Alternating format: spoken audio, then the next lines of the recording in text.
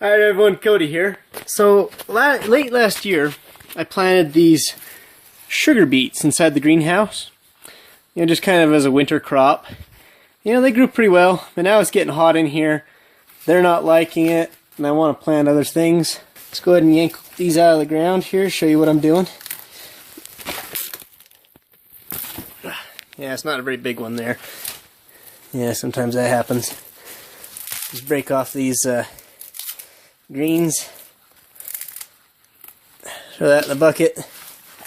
And I give this to the cows. Just throw that over there. What I'm planning on doing with these sugar beets that I got here is well, I'm going to extract the sugar juice from them. You know, I guess that's kind of obvious. But rather than evaporate it down and concentrate it like most people do when they're making sugar from sugar beet juice, is I'm going to just feed it straight to the bees. I'm not going to cook it or anything, so it should be okay for them. And if they don't eat it, then of course I'm not going to make them eat it.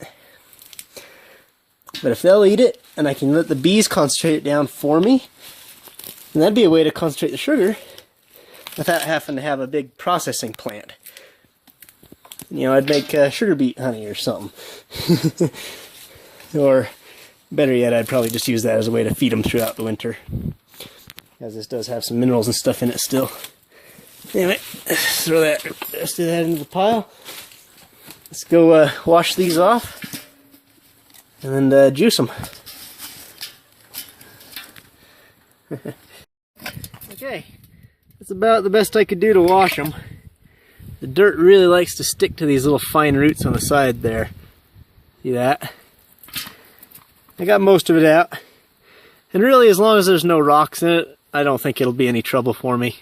Jacqueline Power Juicer, sugar beet. Let's see what it does.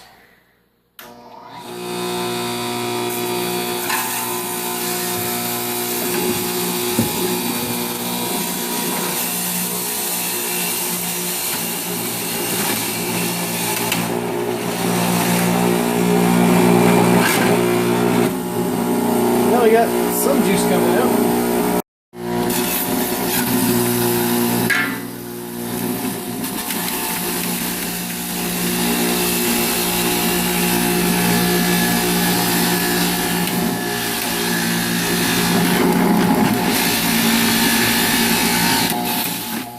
These little ones go quick.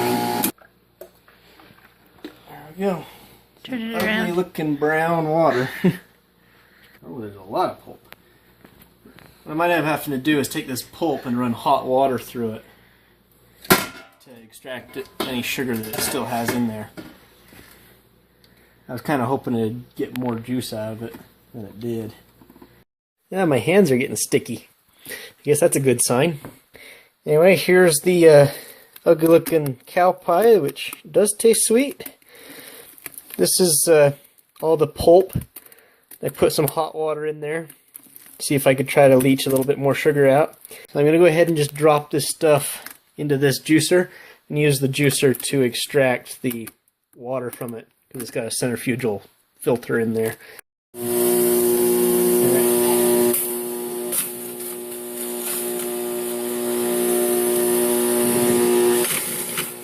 Okay, probably shouldn't feed it so fast, but it looks like it's working very nicely.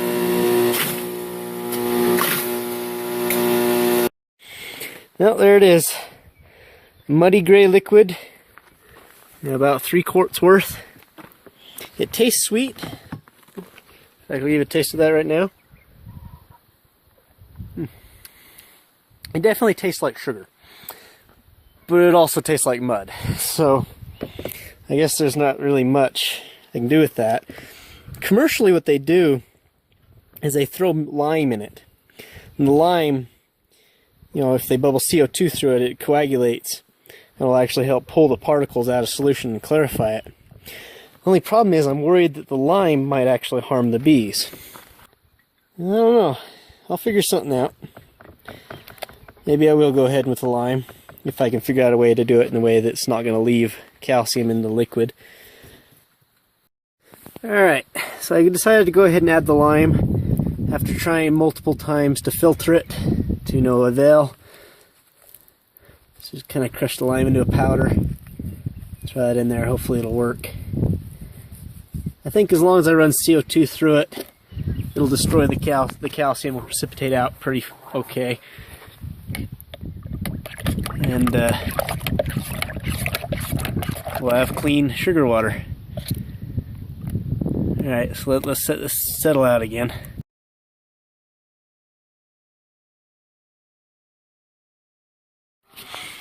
Alright, so there it is after the lime treatment.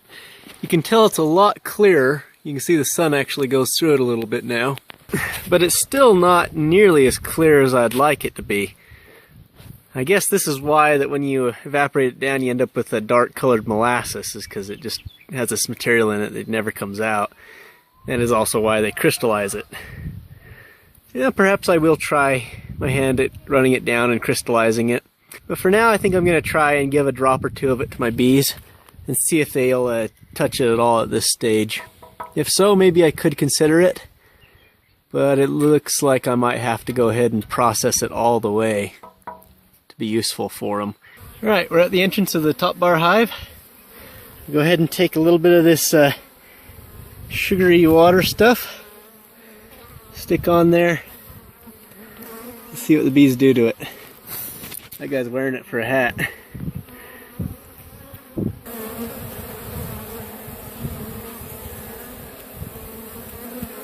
The fly doesn't even like it. This time I've got some of that beet juice, which I have concentrated down.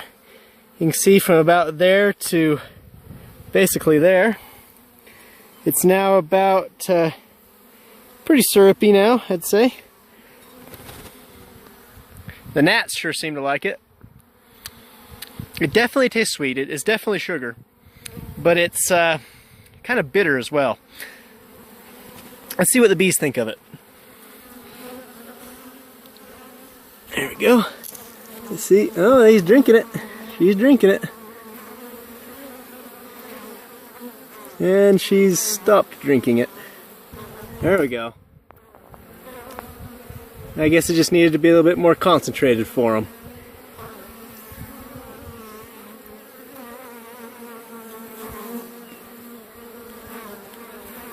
It looks like the bees will drink it if I concentrate it down for them.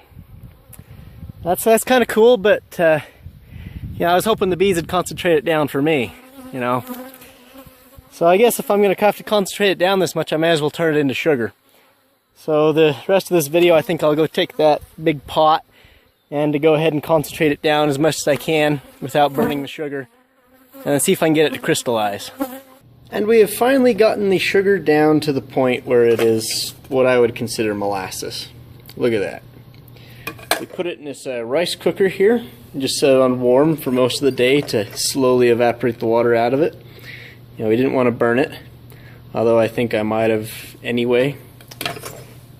So let's get the sugar to crystallize. We're going to need a seed crystal. So I got some regular granulated white sugar here. Okay.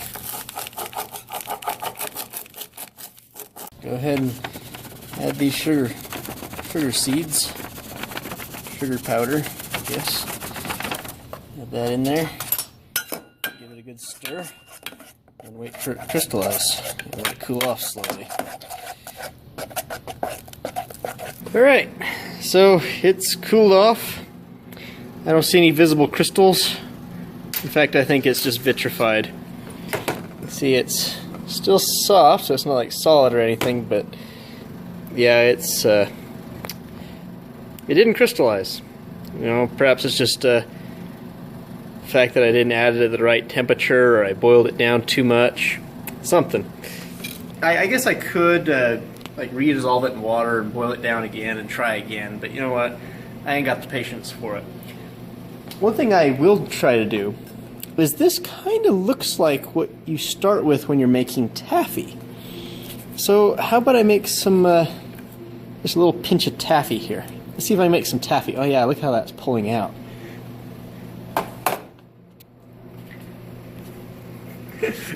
Oh, this sugar beet taffy. It's about the right consistency for it and everything.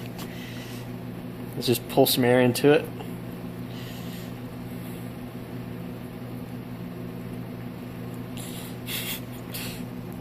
It's a bit sticky, but I'd call that the beginnings of taffy.